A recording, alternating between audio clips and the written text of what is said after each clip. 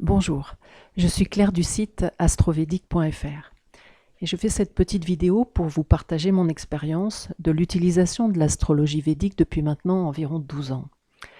Alors il y a beaucoup de choses qui me passionnent dans cette astrologie. Tout d'abord, il y a un choix de techniques sur lesquelles un astrologue peut vraiment s'appuyer pour faire une interprétation du thème natal qui tient la route. Ces techniques concernent aussi bien l'analyse de la personnalité, avec notamment l'étude des nakshatras, qu'on appelle aussi demeure lunaire. Il y a aussi par exemple la technique des dashas ou périodes planétaires qui permet de prédire les périodes où des événements marquants de la vie peuvent se produire. Il y a encore beaucoup d'autres méthodes pour analyser des aspects particuliers du thème, comme par exemple l'étude de la carrière, du mariage, des finances ou de la santé par exemple, avec des sous-cartes qu'on appelle en Inde Varga et que moi j'ai traduit par carte divisionnelle. Et pour moi, quand j'utilise ces techniques de l'astrologie védique, c'est un peu comme si je vivais une aventure avec en poche une boussole, une carte et une notice d'emploi. Et à la fin de l'étude d'un thème natal, j'ai toujours un sentiment de conviction, de confiance. En fait, je ressens une forme de gratitude et comme un sentiment d'humilité face à cette science astrologique. Elle agit sur moi comme une sorte de trame vivante qui guide mon intuition et aussi comme un moyen de vérifier si mon intuition est bonne ou si au contraire je dois aller plus loin pour intégrer d'autres informations dans ma conscience, pour l'affiner ou lui faire prendre une direction différente. En tout cas, le retour que j'ai des personnes au cours de mes consultations me prouve que l'astrologie védique est un outil qui possède un bon niveau de fiabilité. Et avant de l'utiliser, en fait, j'ai travaillé pendant longtemps avec l'astrologie tropicale, comme la plupart des astrologues en Occident. Et je ne sais pas si c'est dû au fait que l'astrologie védique se base non pas sur le zodiaque tropical, qui est le zodiaque des saisons, mais sur le zodiaque sidéral, qui est le zodiaque des étoiles fixes. Et d'ailleurs, ce zodiaque a d'ailleurs pour effet de faire reculer les signes du zodiaque. Ou bien si c'est dû au fait que cette astrologie permet de se connecter à cette connaissance ancienne qui a été transmise par les sages depuis l'époque védique. En tout cas, toutes ces techniques de prévision, ces méthodes d'interprétation sont pour le moins convaincantes. Au premier abord, elles peuvent sembler complexes, mais en fait, elles ne sont pas compliquées. Il y a beaucoup de logique et de méthodologie dedans. Et c'est aussi ce que j'apprécie, car au final, elles jouent pour moi un rôle de garde-fou pour m'éviter de tomber dans une lecture ou des interprétations qui seraient trop aléatoires. Ce que j'aime aussi beaucoup avec cette astrologie, c'est que, en tant que science issue des écritures sacrées de l'Inde, les Védas, au même titre que l'Ayurveda ou la science du yoga, la sagesse et la connaissance que l'astrologie védique véhicule va bien au-delà de la simple application pratique et mondaine. Elle me rappelle toujours que la destinée humaine est infaillible et indissociable des lois de l'univers. Et à mon sens, tous les astrologues font sans cesse dans leur pratique l'expérience des deux plus grandes lois de l'univers. La première, c'est bien sûr la loi du temps. Et ce temps n'est pas vide, puisqu'il apporte avec lui à chaque instant de nos vies les fruits de nos actions antérieures. Un astrologue fait aussi l'expérience d'une autre grande loi universelle, c'est la loi du karma, ou la loi de cause à effet. Toute l'astrologie est basée sur ces deux lois fondamentales.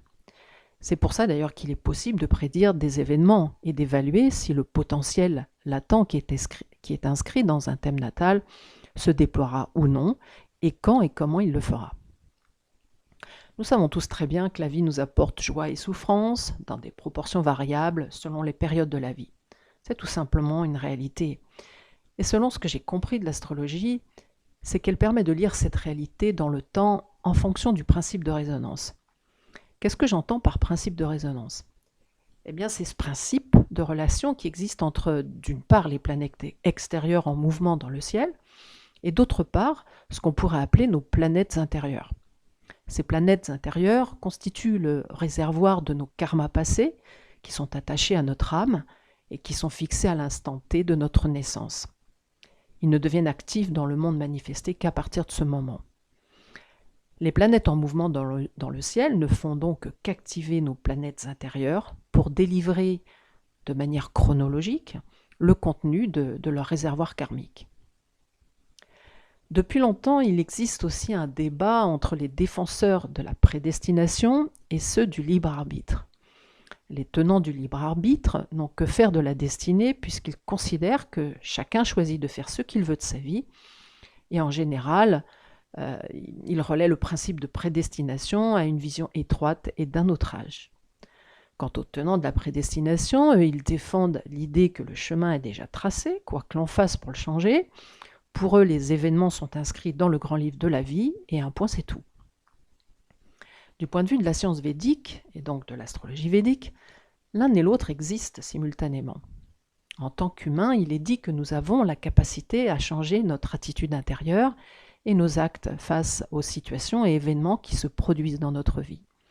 C'est là que se trouve notre libre arbitre.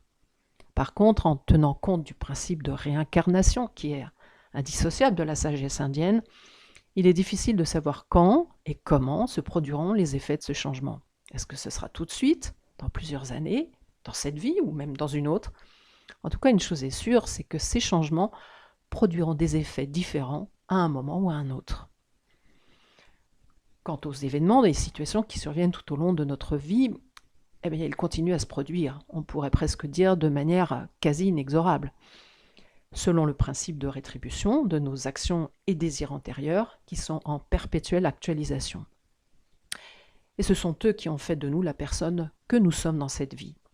Si ce n'était pas déjà inscrit, comment serait-il possible de prédire un quelconque avenir avec l'astrologie? En se basant sur les informations fournies par l'étude du thème natal védique, il est donc possible d'utiliser son libre arbitre en toute connaissance de cause. On peut par exemple choisir de cultiver les qualités les plus élevées d'une planète, qui représente un domaine particulier de l'existence qui est important pour soi, ou bien on peut renforcer les planètes faibles de son thème, ou encore on peut pratiquer son libre arbitre pour se détacher peu à peu de l'influence des planètes qui activent des schémas récurrents de souffrance par exemple. Voilà, ce sont quelques-uns des trésors que l'astrologie védique propose. Et c'est pour cette raison que, pour que vous puissiez profiter de cette connaissance, que j'ai créé cette chaîne et ces vidéos découvertes. Et si vous avez envie d'en apprendre davantage, ce qui me ravirait, ou de vous lancer plus sérieusement dans son étude, vous pouvez visiter mon site internet astrovedic.fr. Vous y trouverez de nombreuses informations, des cours à la carte et une formule d'abonnement pour soutenir votre pratique. Et si vous êtes plutôt intéressé par la lecture de votre thème natal ou d'une de ses déclinaisons comme par exemple le thème lunaire, le thème karmique ou le thème nakshatra, eh bien je vous invite à aller sur mon site astrovedic.fr dont vous trouverez le lien sous cette vidéo. En attendant, vous pouvez toujours vous abonner à ma chaîne, j'y poste régulièrement de nouvelles vidéos découvertes et je vous dis à bientôt.